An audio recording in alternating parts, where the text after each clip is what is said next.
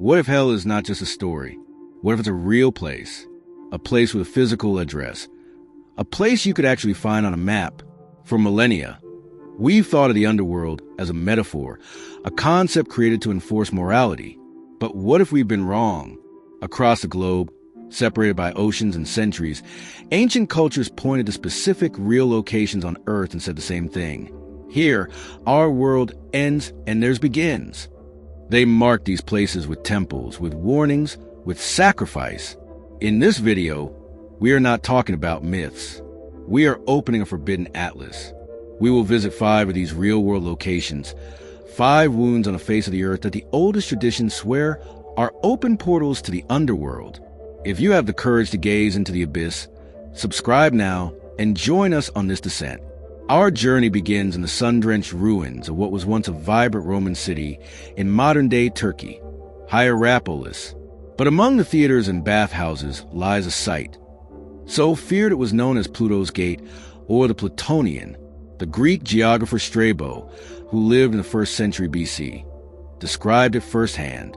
He wrote an opening in the earth, just large enough for a man to enter, from which emanated a fog so dense and toxic that the ground before was littered with the bodies of any animal that dared to approach.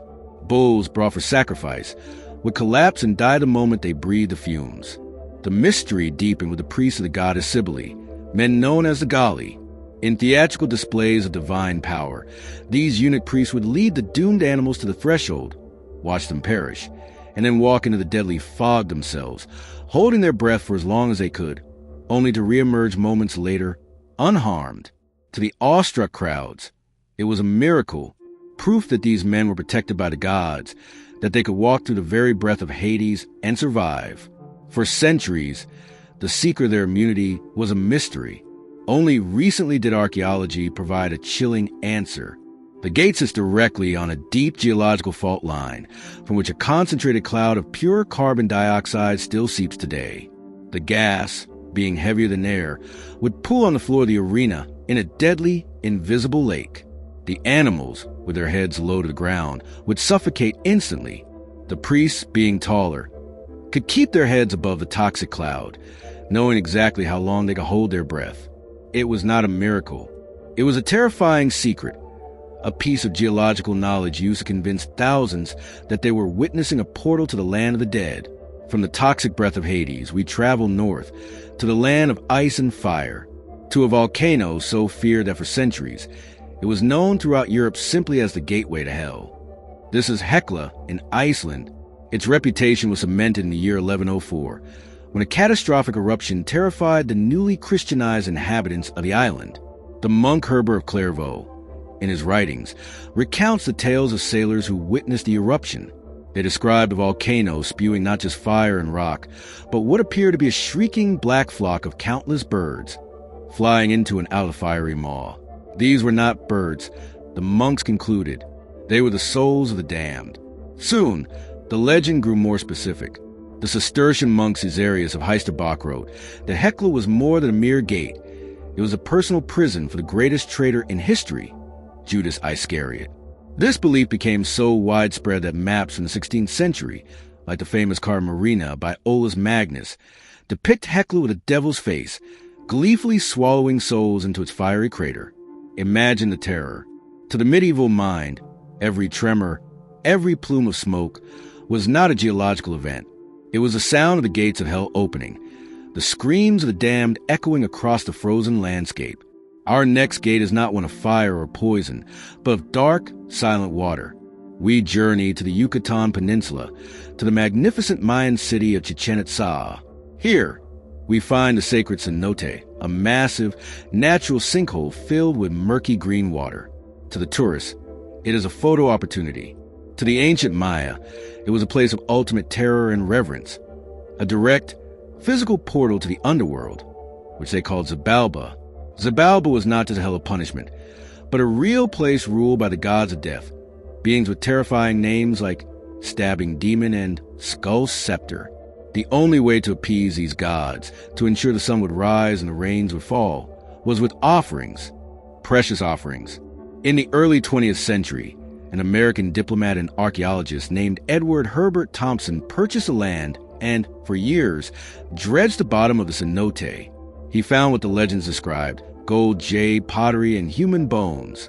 Forensic analysis of the skeletons revealed a horrifying story. These were not just warriors. They were men, women, and, most chillingly, children.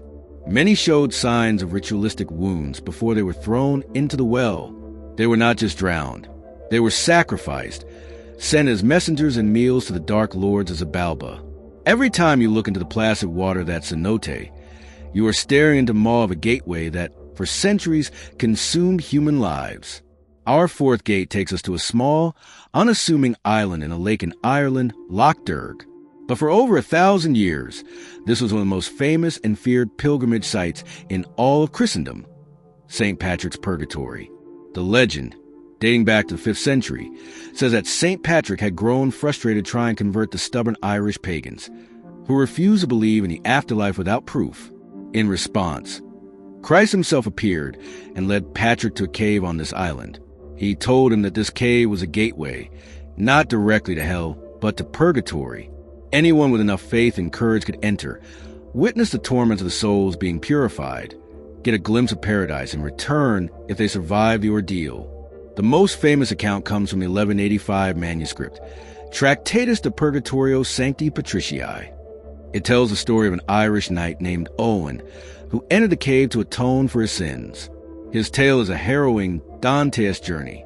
He described being attacked by demons, walking through fields of fire and ice, witnessing souls being tortured on flaming wheels, and crossing a bridge no wider than a single hair over a river of fire. Owen's story became a medieval bestseller. It solidified the island's reputation as a genuine physical portal. The original cave was sealed in 1632 on the orders of the Pope. Some say to quell superstition. Others whisper it was to stop whatever was inside from getting out. Our final destination is the most mysterious and perhaps the only gate that remains actively feared to this day. We travel to the desolate deserts of eastern Yemen, to a place locals avoid after sunset. This is the Well of Barhout, a giant 30-meter wide sinkhole that plunges over 100 meters into the earth. It is known to the world as simply the Well of Hell. Local folklore, steeped in Islamic tradition, is adamant this is not a natural hole. It is a prison created for the most rebellious and powerful of the jinn, the supernatural beings of smokeless fire. Legends passed down for generations say that the well was carved by them as a place to hide their treasures, but became their cage. It is said that the souls of infidels are drawn here after death, and that a foul, unbearable odor emanates from its depths. Many who have approached the edge claim to have heard the sound of voices, cries and whispers carried on the wind from the darkness below. For centuries, no one dared to explore its depths. It was only in 2021 that a team of Omani cavers made the first full descent. They found no demons. They found snakes, cave pearls, and a bizarre, tiered system of waterfalls. But they also admitted the smell was overpowering, and they could not explain the origin of the hole itself. The science provided an answer, but the legend endures. For those who live in its shadow, it remains what has always been: a scar on the world, a well of darkness, and a place where you can stand at the edge and feel hell staring back.